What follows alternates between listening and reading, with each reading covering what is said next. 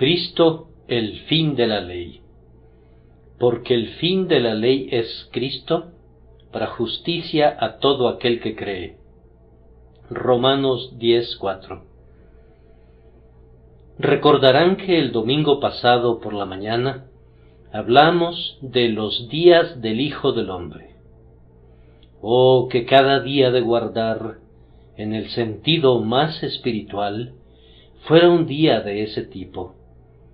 Yo espero que nos esforzaremos por hacer de cada día del Señor, conforme lleguen, un día del Señor en que pensemos mucho en Jesús, en que nos regocijemos mucho en Él, en que trabajemos para Él, y en que de manera creciente elevemos una oración importuna, pidiendo que para Él sea la reunión de la gente.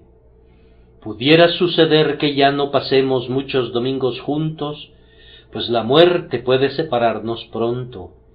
Pero mientras seamos capaces de reunirnos como una asamblea cristiana, no hemos de olvidar nunca que la presencia de Cristo es nuestra necesidad primordial, y debemos orar pidiéndola, y debemos suplicar al Señor que nos conceda siempre esa presencia en torrentes de luz, vida y amor.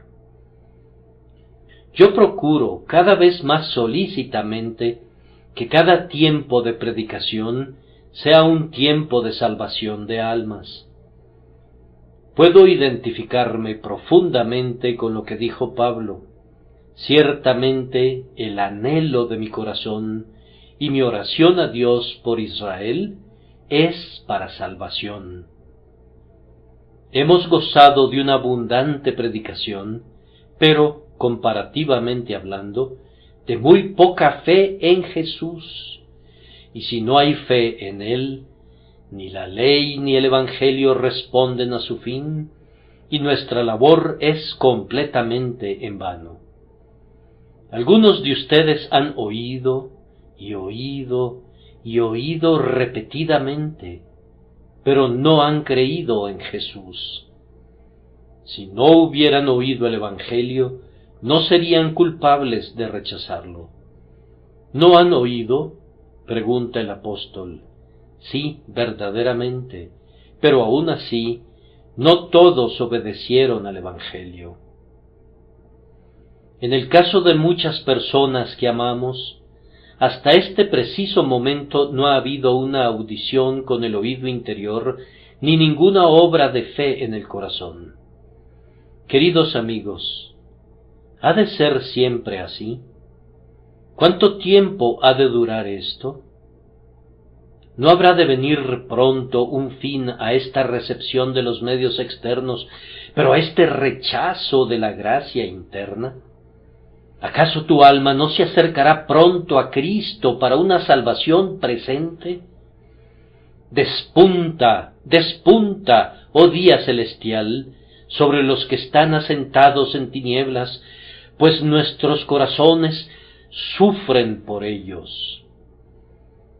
La razón por la que muchos no vienen a Cristo no es porque carezcan hasta cierto punto de un serio interés, ni porque no sean precavidos, ni tengan deseos de ser salvados, sino porque no pueden aceptar la manera en que Dios salva.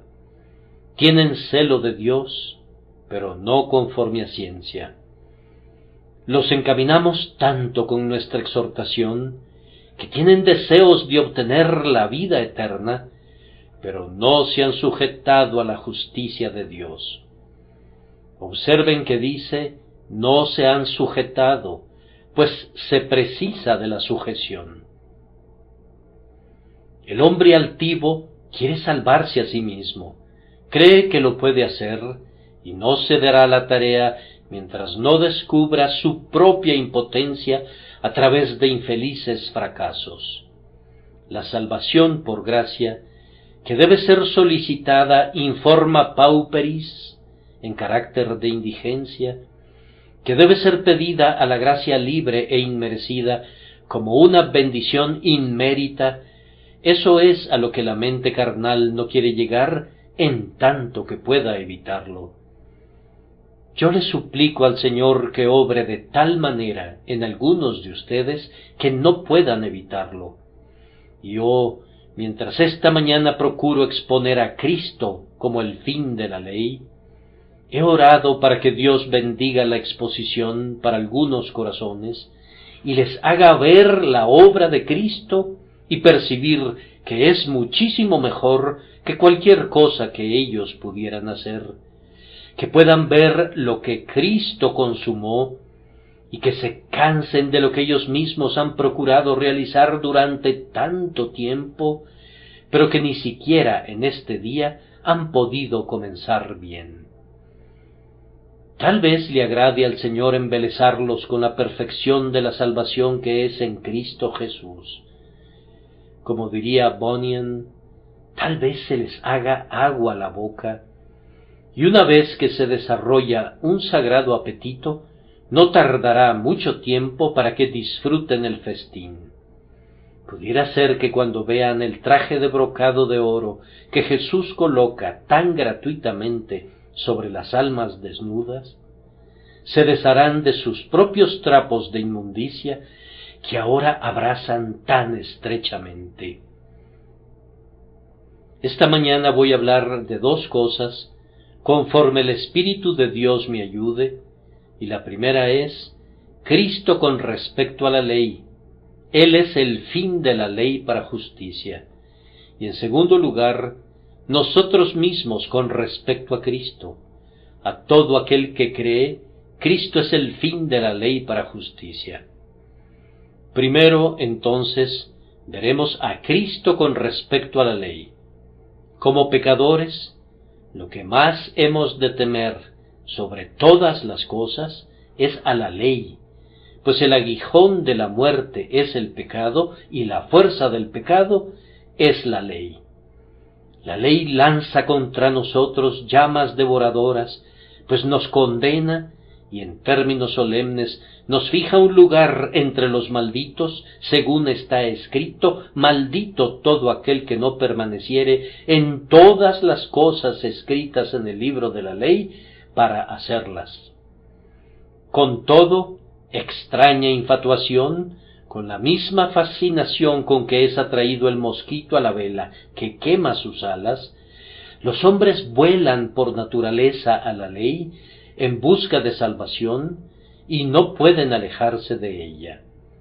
La ley no puede hacer otra cosa que revelar el pecado y pronunciar una condenación sobre el pecador, y sin embargo, no podemos alejar a los hombres de ella, aun cuando les mostremos cuán dulcemente se interpone Jesús entre la ley y ellos. Están tan enamorados de la esperanza legal que se sujetan a ella aun cuando no tienen nada a qué aferrarse. Prefieren el Sinaí al Calvario, aunque el Sinaí no tiene nada para ellos sino truenos y trompetas que advierten del juicio venidero. Oh, que por un tiempo escucharan ávidamente mientras les expongo a Jesús, mi Señor, para que puedan ver a la ley en Él. Ahora, ¿qué tiene que ver nuestro Señor con la ley? Él tiene que ver con la ley en todos sentidos, pues Él es su fin para el más noble propósito, es decir, para justicia. Él es el fin de la ley. ¿Qué significa eso? Me parece que significa tres cosas. Primero, que Cristo es el propósito y objetivo de la ley. En segundo lugar, que Él es el cumplimiento de ella. Y en tercer lugar, que Él es su terminación. Primero, entonces, nuestro Señor Jesucristo es el propósito y objetivo de la ley. La ley fue dada para que nos condujera a Él. La ley es nuestro ayo para llevarnos a Cristo, o más bien nuestro acompañante que nos conduce a la escuela de Jesús. La ley es la gran red en la que son encerrados los peces para que puedan ser extraídos fuera del elemento del pecado. La ley es el viento tormentoso que lleva las almas al puerto de refugio. La ley es el oficial del alguacil que encierra a los hombres en prisión por sus pecados, concluyendo que todos ellos están bajo condenación, con el objeto de que pongan su mirada únicamente en la gracia inmerecida de Dios para liberación. Ese es el objetivo de la ley, vacía para que la gracia pueda llenar y hiere para que la misericordia pueda sanar. La intención de Dios para con nosotros, como hombres caídos, no ha sido jamás que la ley sea considerada como un camino de salvación para nosotros, pues no puede ser jamás un camino de salvación. Si el hombre no hubiese caído nunca, si su naturaleza hubiese permanecido como Dios la hizo, la ley habría sido sobremanera útil para él, para mostrarle el camino en que debería andar, y guardándola habría vivido, pues el que hiciere estas cosas vivirá por ellas. Pero desde que el hombre cayó, el Señor no le ha propuesto nunca un camino de salvación por obras, pues sabe que eso es imposible para una criatura pecadora. La ley ya ha sido quebrantada, y sin importar lo que pudiera hacer el hombre, no puede reparar el daño que ya ha hecho. Por tanto, en lo que respecta a la esperanza de mérito, eso está fuera de toda consideración. La ley exige perfección, pero el hombre ya ha resultado deficiente, y por tanto, aunque hiciera su mejor esfuerzo, no podría cumplir con lo que es absolutamente esencial. La ley tiene por objeto conducir al pecador a la fe en Cristo, mostrándole la imposibilidad de cualquier otro camino. Es el perro negro que sirve para llevar a las ovejas al pastor, es el calor ardiente que lleva al viajero a la sombra del gran peñasco en tierra calurosa. Isaías 32:2. Miren cómo se adapta la ley para eso, pues, primero que nada, le muestra al hombre su pecado. Lean los 10 mandamientos y tiemblen al hacerlo. ¿Quién podría colocar su propio carácter lado a lado con las 2 tablas del precepto divino sin verse convencido de inmediato de que no ha cumplido con la norma? Cuando la ley se hace clara para el alma, es como una luz en un cuarto oscuro que revela el polvo y la suciedad que de otra manera habrían pasado desapercibidos. Es la prueba que detecta la presencia del veneno del pecado en el alma.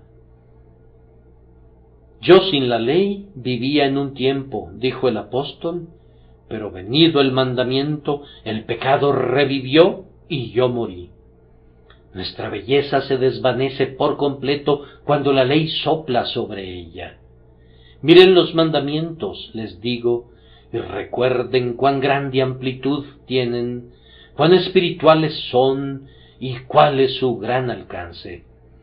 No tocan simplemente el acto externo, sino que se sumergen en el motivo interno y tratan con el corazón, con la mente y con el alma. Hay un significado más profundo en los mandamientos del que pareciera ver en la superficie. Fijen la mirada en sus profundidades y vean cuán terrible es la santidad que exigen. Conforme entiendan lo que la ley exige, percibirán cuán lejos están de cumplirla y cómo abunda el pecado allí donde pensaban que era muy escaso o inexistente. Pensabas que eras rico y que te habías enriquecido y que no necesitabas nada, pero cuando la ley quebrantada te visita, tu bancarrota espiritual y tu total penuria te miran en la cara.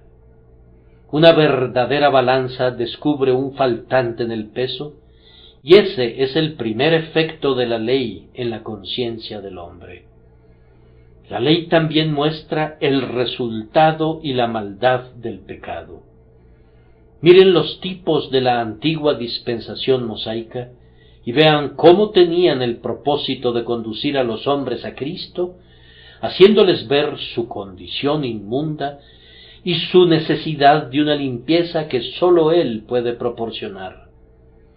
Cada tipo apuntaba a nuestro Señor Jesucristo.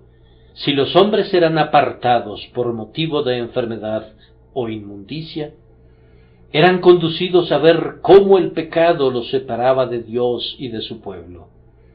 Y cuando eran llevados de regreso y eran purificados con ritos místicos en los que había lana escarlata e hisopo y cosas semejantes, eran conducidos a ver cómo podían ser restaurados únicamente por Jesucristo, el grandioso sumo sacerdote. Cuando el ave era sacrificada para que el leproso pudiera ser purificado, se exponía a la necesidad de la purificación mediante el sacrificio de una vida. Cada mañana y cada tarde era inmolado un cordero para declarar la necesidad cotidiana del perdón si es que Dios ha de morar con nosotros. Algunas veces incurrimos en culpa por hablar demasiado acerca de la sangre. Sin embargo, bajo el Antiguo Testamento, la sangre parecía serlo todo, y no sólo se hablaba de ella, sino que era realmente visible a los ojos. ¿Qué nos dice el apóstol en la carta a los Hebreos? De donde ni aun el primer pacto fue instituido sin sangre, porque, habiendo anunciado Moisés todos los mandamientos de la ley a todo el pueblo, tomó la sangre de los becerros y de los machos cabríos, con agua, lana escarlata e hisopo, y roció el mismo libro y también a todo el pueblo, diciendo: Esta es la sangre del pacto que Dios os ha mandado. Y además de esto, roció también con la sangre el tabernáculo y todos los vasos del ministerio. Y casi todo es purificado, según la ley, con sangre, y sin derramamiento de sangre no se hace remisión. La sangre estaba sobre el velo y sobre el altar, sobre las cortinas y sobre el suelo del tabernáculo. Nadie podía evitar ver la sangre. Yo he resuelto que mi ministerio sea del mismo carácter y pretendo rociarlo más y más con la sangre de la expiación. Ahora bien, la abundancia de la sangre en la antigüedad tenía el fin de mostrar claramente que el pecado nos ha contaminado de tal manera que Dios no es accesible sin una expiación. Tenemos que acercarnos por la vía del sacrificio o no podemos acercarnos. Somos tan inaceptables en nosotros mismos que a menos que el Señor nos vea cubiertos con la sangre de Jesús, debe acabar con nosotros. La antigua ley, con sus emblemas y figuras, expone muchas verdades respecto a la personalidad de los hombres y del Salvador que vendría, teniendo por fin en cada uno de ellos predicar a Cristo. Si alguno dejaba de predicarlo, se perdían de la intención y el designio de la ley. Moisés conduce a Josué y la ley termina en Jesús. Volviendo nuestros pensamientos a la ley moral más que a la ley ceremonial, esa ley tenía el fin de enseñar a los hombres su completa impotencia. Les muestra cuán deficientes resultaban ser respecto a lo que deberían ser, y también les muestra, cuando lo consideran cuidadosamente, cuán completamente imposible es para ellos alcanzar la norma. Nadie puede alcanzar por sí mismo la santidad que la ley exige. Amplio sobremanera es tu mandamiento. Si un hombre dice que puede cumplir la ley, es porque no sabe lo que es la ley. Si se imagina que puede llegar al cielo alguna vez, trepando por los trepidantes costados del Sinaí, seguramente no ha podido ver nunca ese monte ardiente en absoluto. Guardar la ley. Ah, hermanos míos, mientras todavía estamos hablando acerca de ella, la estamos quebrantando. mientras estamos pretendiendo que podemos cumplir su letra, estamos violando su espíritu, pues el orgullo quebranta la ley, tanto como la lujuria o el asesinato. ¿Quién hará limpio a lo inmundo? Nadie. ¿Y cómo será limpio el que nace de mujer? No, alma, tú no puedes ayudarte a ti misma en este asunto, ya que sólo por la perfección tú puedes vivir por la ley, y como esa perfección es imposible, no puedes encontrar ayuda en el pacto de obras. En la gracia hay esperanza, pero como pago de una deuda, no hay ninguna esperanza, pues no ameritamos nada sino ira. La ley nos dice eso, y entre más pronto sepamos que así es, mejor, pues más pronto acudiremos con premura a Cristo. La ley nos muestra también nuestra gran necesidad, nuestra necesidad de limpieza, de una limpieza con el agua y con la sangre. Nos descubre nuestra inmundicia, y esto nos conduce naturalmente a sentir que debemos ser limpiados de ella si hemos de acercarnos alguna vez a Dios. La ley nos conduce entonces a aceptar a Cristo como la única persona que puede limpiarnos y hacernos aptos para estar dentro del velo en la presencia del Altísimo. La ley, por sí misma, sólo barre y levanta el polvo, pero el Evangelio rocía agua limpia sobre el polvo y todo queda bien aplacado en la habitación del alma. La ley mata, pero el Evangelio hace vivir. La ley desnuda, y entonces Cristo entra y viste al alma de belleza y de gloria. Todos los mandamientos y todos los tipos nos dirigen a Cristo si prestamos atención a su evidente intención. Nos destetan del yo, nos sacan de la falsa base de la justicia propia, y nos conducen a saber que sólo en Cristo se encuentra nuestra ayuda. Entonces, primero que nada, Cristo es el fin de la ley en el sentido de que Él es su gran propósito. Y ahora, en segundo lugar, Él es el cumplimiento de la ley. Es imposible que alguno de nosotros fuera salvo sin justicia. Por una inmutable necesidad, el Dios del cielo y de la tierra exige justicia de todas sus criaturas. Ahora bien, Cristo ha venido a darnos la justicia que la ley exige, pero que nunca confiere. En el capítulo que estamos considerando, leemos acerca de la justicia que es por la fe, que es llamada también la justicia de Dios, y leemos sobre aquellos que no serán avergonzados, porque son justos por creer, porque con el corazón se cree para justicia. Jesús ha hecho lo que la ley no podía hacer. Él provee la justicia que la ley exige, pero que no puede producir. ¡Qué asombrosa justicia ha de ser aquella que es tan amplia y profunda y de tan gran longitud y altura como la ley misma! El mandamiento es sobremanera amplio, pero la justicia de Cristo es tan amplia como el mandamiento y llega hasta sus límites. Cristo no vino para suavizar la ley, o para hacer posible que nuestra agrietada y maltratada obediencia sea aceptada como una suerte de compromiso. La ley no es forzada a rebajar sus términos como si originalmente hubiera exigido demasiado. Es santa y justa y buena, y no ha de ser alterada en una sola jota o tilde, ni podría serlo. Nuestro Señor le da a la ley todo lo que requiere, no una parte, pues eso sería una admisión de que hubiera podido contentarse justamente con menos al principio. La ley reclama completa obediencia sin tacha o mancha o falla o defecto, y Cristo ha traído una justicia como esa y se la da a su pueblo.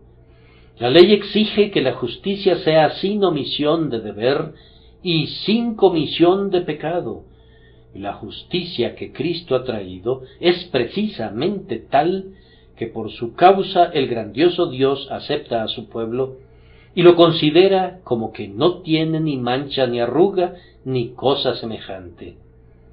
La ley no estará contenta sin una obediencia espiritual, y los simples cumplimientos externos no satisfarían, pero la obediencia de nuestro Señor fue tan profunda como amplia, pues su celo para cumplir la voluntad de aquel que lo envió lo consumía.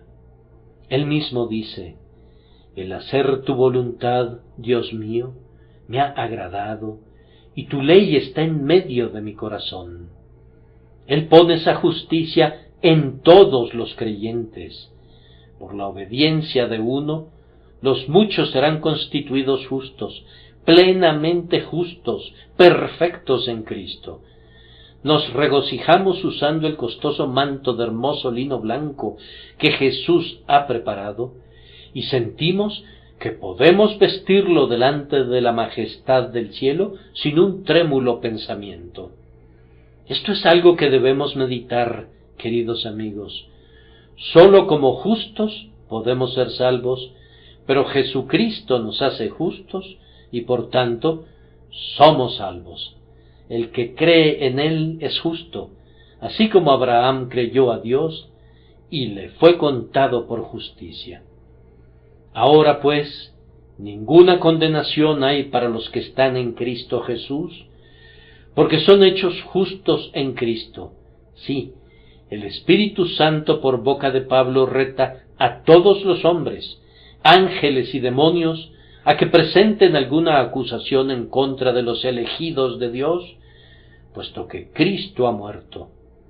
Oh ley, cuando tú me exiges una perfecta justicia, yo, siendo un creyente, te la presento, pues por medio de Cristo Jesús, la fe me es contada por justicia.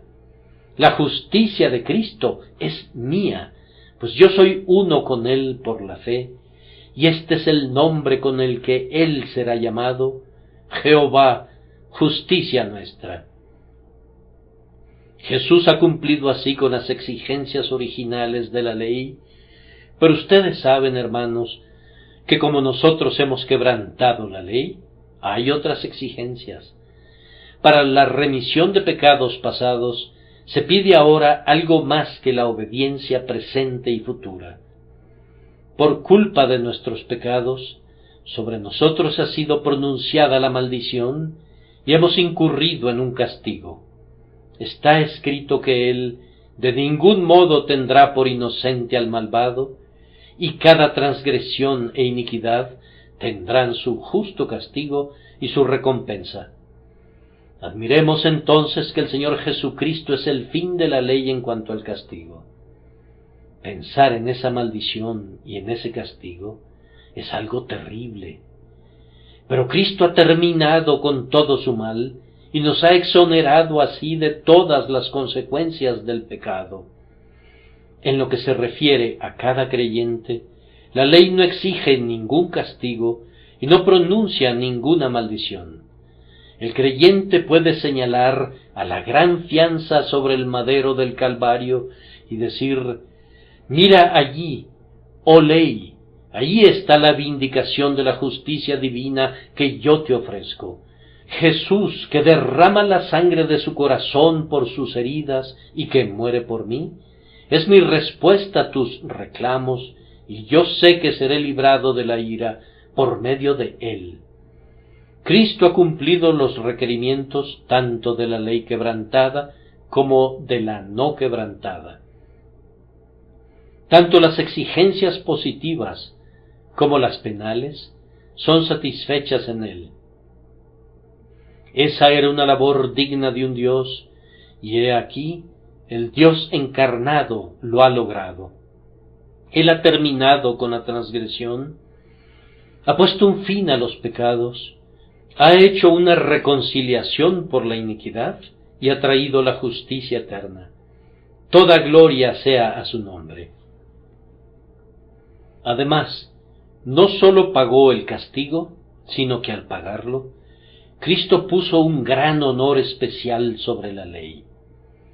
Me aventuro a decir que si toda la raza humana hubiera guardado la ley de Dios y ni uno solo la hubiera violado, la ley no estaría en una posición tan espléndida de honor como lo está hoy cuando el hombre Cristo Jesús, quien es también el Hijo de Dios, le ha rendido reverencia.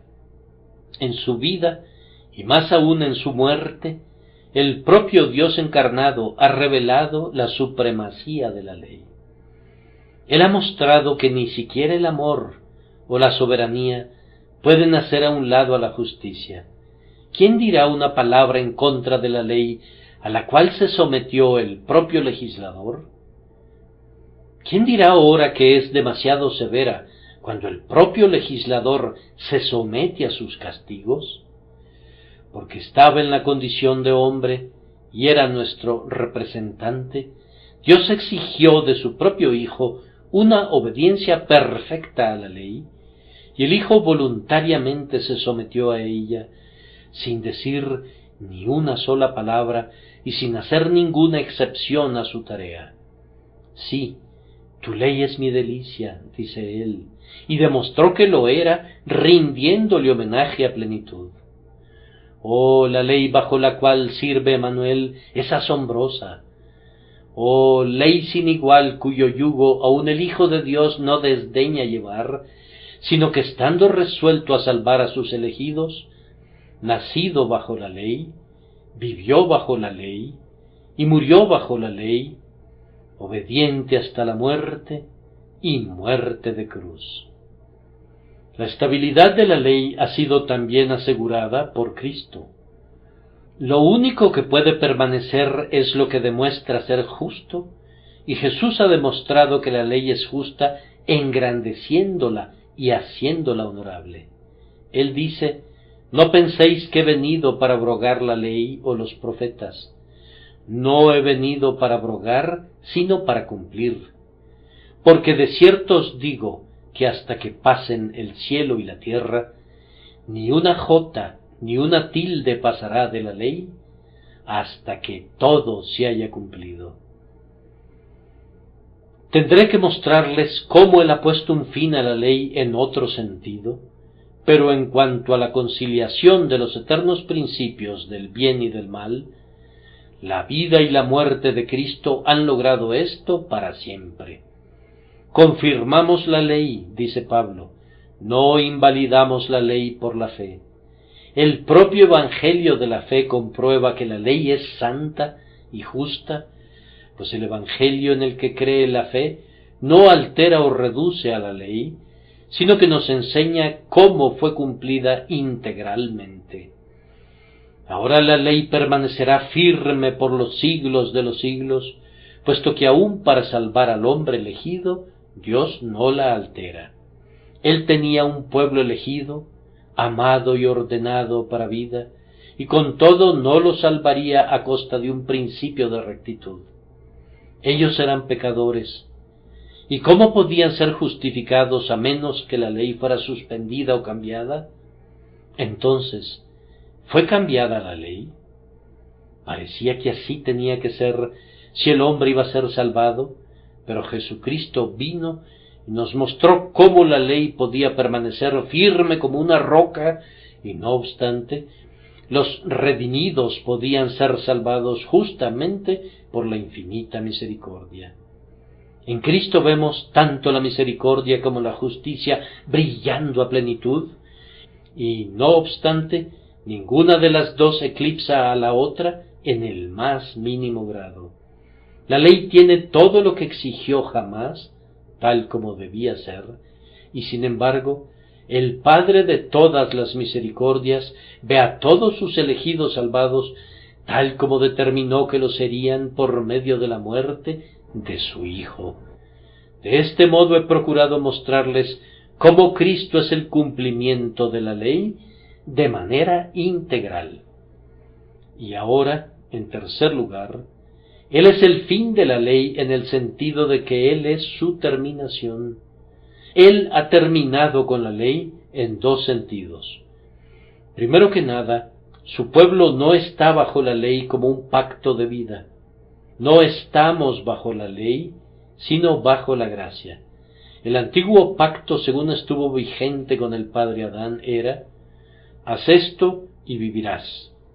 Adán no guardó el mandato y en consecuencia no vivió, ni tampoco vivimos nosotros en él, puesto que todos morimos en Adán. El antiguo pacto fue quebrantado y por esa razón todos quedamos condenados, pero ahora, habiendo sufrido la muerte en Cristo, ya no estamos más bajo el pacto, sino que estamos muertos para él.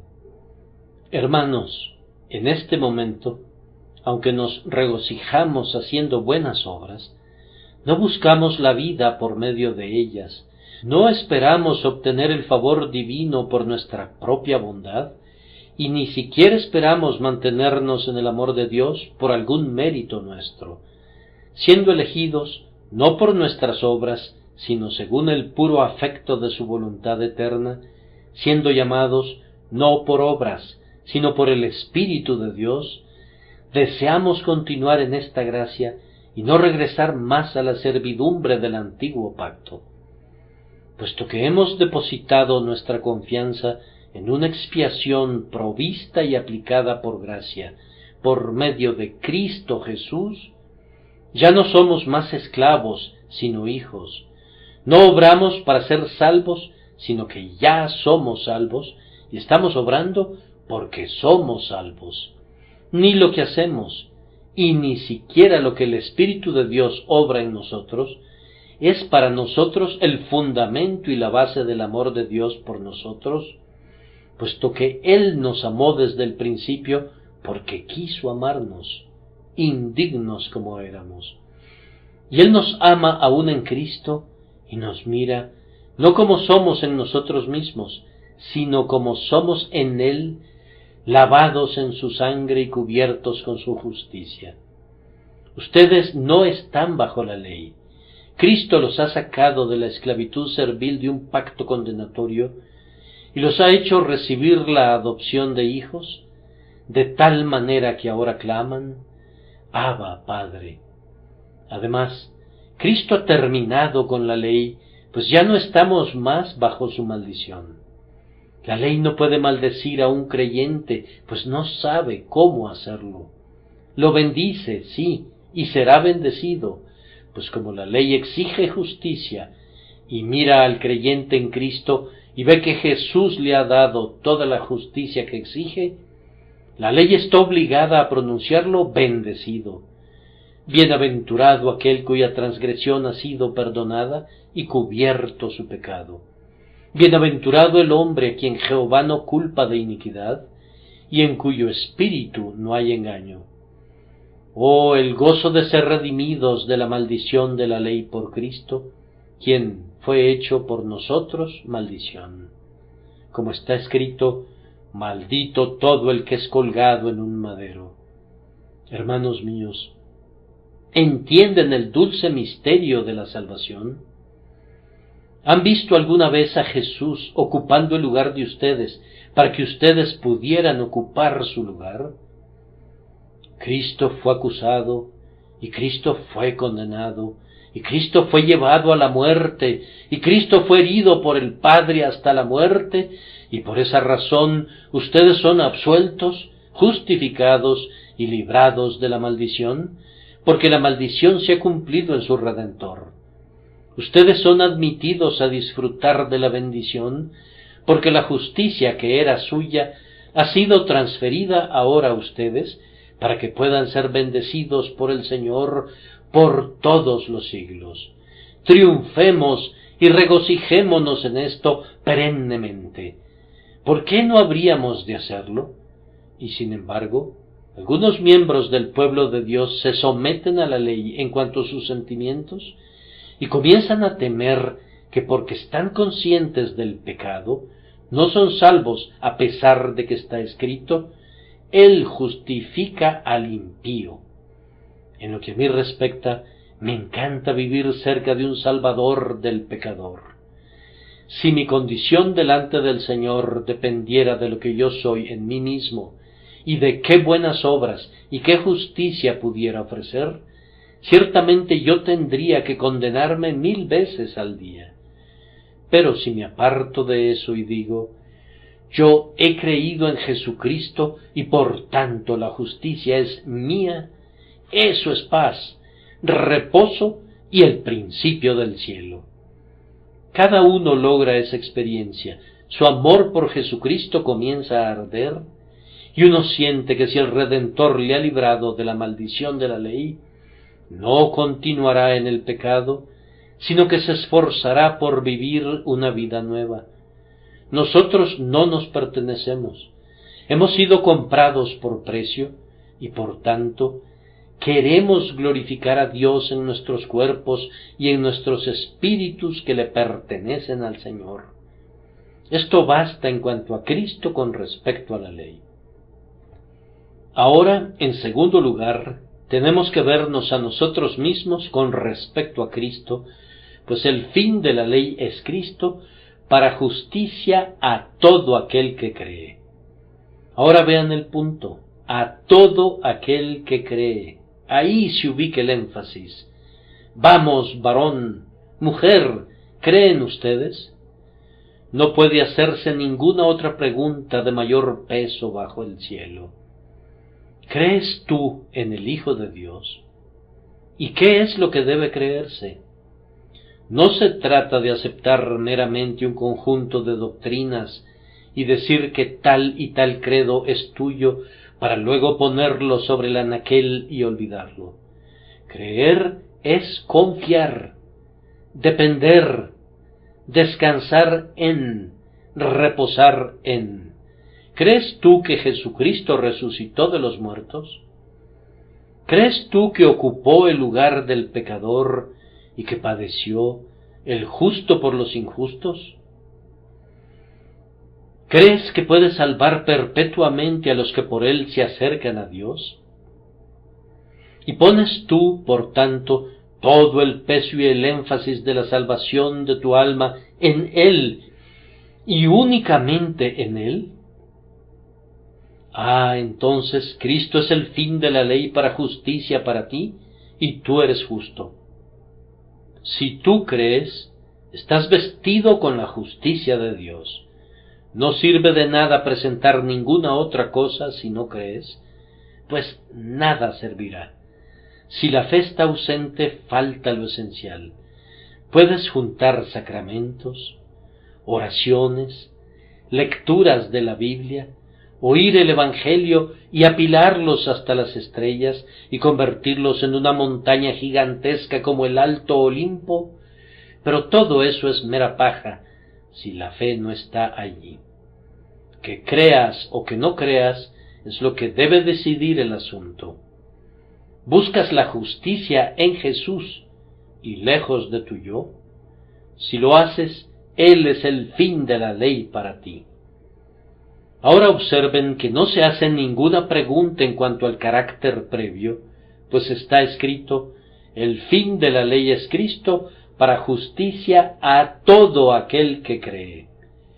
Pero, Señor, este hombre era un perseguidor y un abusivo antes que creyera, se enfurecía y despotricaba contra los santos, los arrastraba a prisión y buscaba su sangre. Sí, querido amigo, y ese es precisamente el hombre que escribió estas palabras inspirado por el Espíritu Santo. El fin de la ley es Cristo para justicia a todo aquel que cree. Entonces, si me dirijo a alguien en esta mañana cuya vida ha sido contaminada con todo pecado y manchada con toda transgresión que podamos concebir, yo le digo a tal persona que recuerde que todo pecado y blasfemia será perdonado a los hombres. Si tú crees en el Señor Jesucristo, tus iniquidades son borradas, pues la sangre de Jesucristo, el amado Hijo de Dios, nos limpia de todo pecado. Esta es la gloria del Evangelio, que es un Evangelio para el pecador, buenas nuevas de bendición, no para quienes están sin pecado, sino para quienes lo confiesan y lo abandonan. Jesús vino al mundo no para recompensar a los que no tienen pecado, sino para buscar y salvar lo que se había perdido. y aquel que estando perdido y estando lejos de Dios se acerca a Dios por Cristo y cree en Él, encontrará que Él confiere la justicia al culpable. Él es el fin de la ley para justicia para todo aquel que cree, y por tanto lo es para la pobre ramera que cree, para el borracho de muchos años que cree, para el ladrón y para el mentiroso y para el burlador que creen, y para los que anteriormente se desbocaban en el pecado, pero que ahora se apartan del pecado para confiar en él. Pero no sé si deba mencionar casos como esos.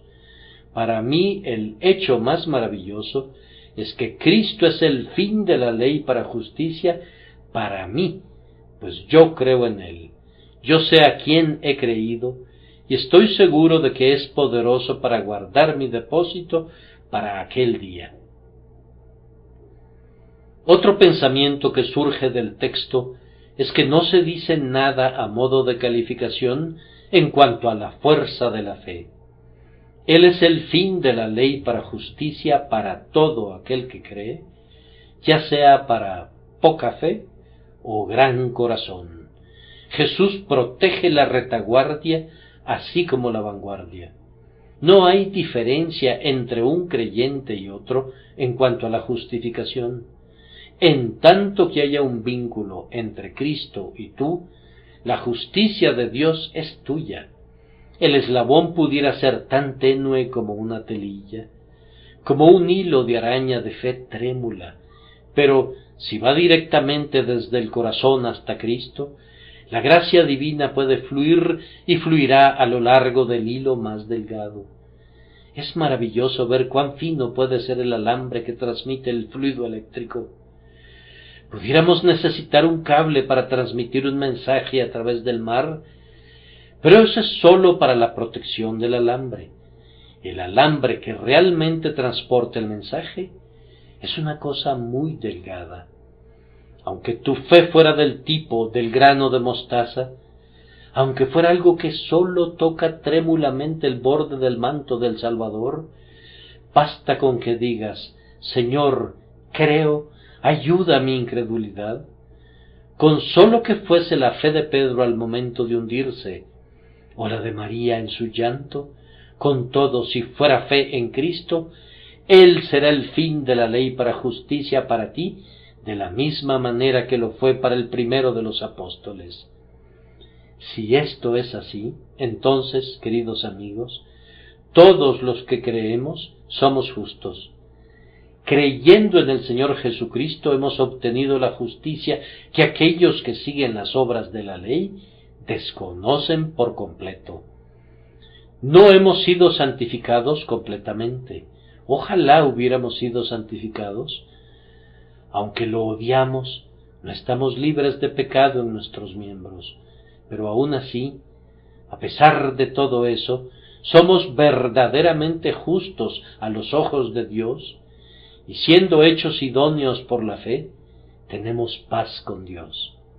Vamos, miren a lo alto, ustedes, creyentes que están agobiados con un sentido de pecado. Mientras se disciplinan y lamentan su pecado, no duden de su Salvador, ni cuestionen su justicia.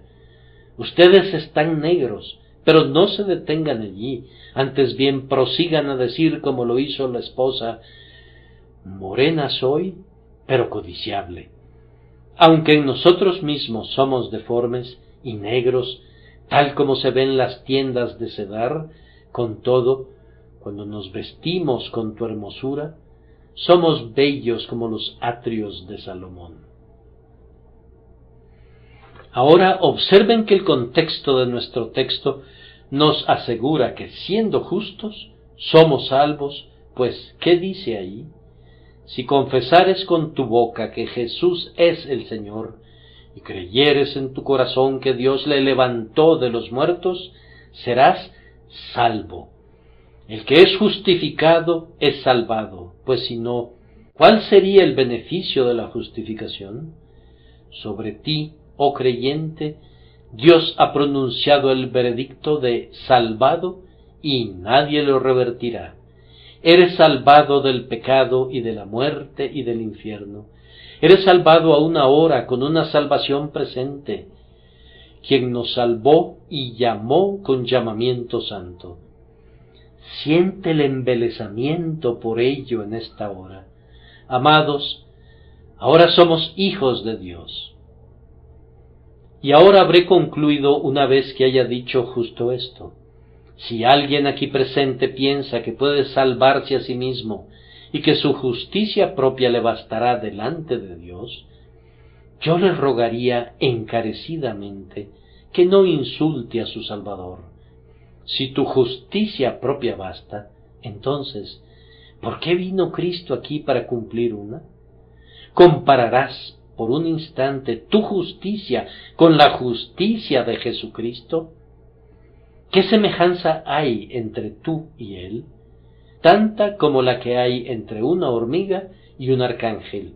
Es más, ni siquiera como esa, tanta como la que hay entre la noche y el día, como la que hay entre el infierno y el cielo.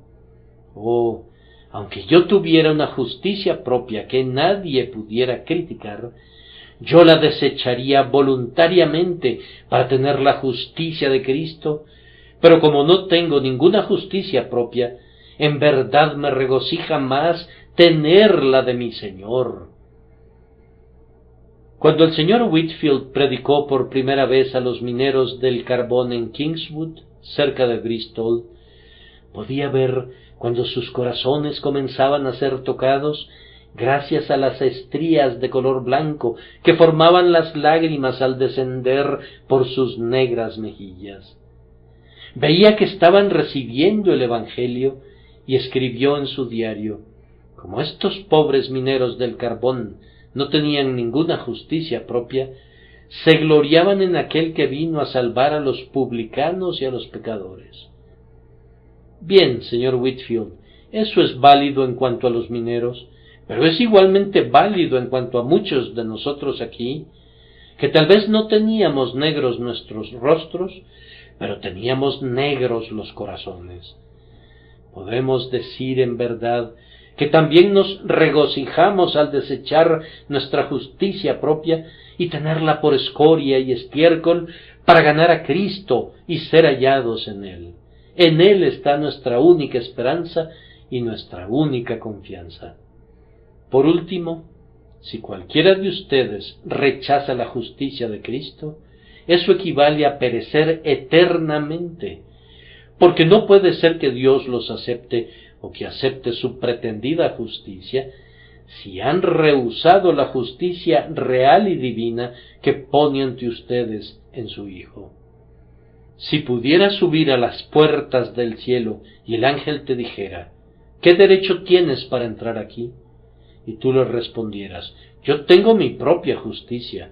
Entonces, si fueras admitido, eso implicaría que tu justicia es igual a la del propio Emmanuel. ¿Puede suceder eso jamás?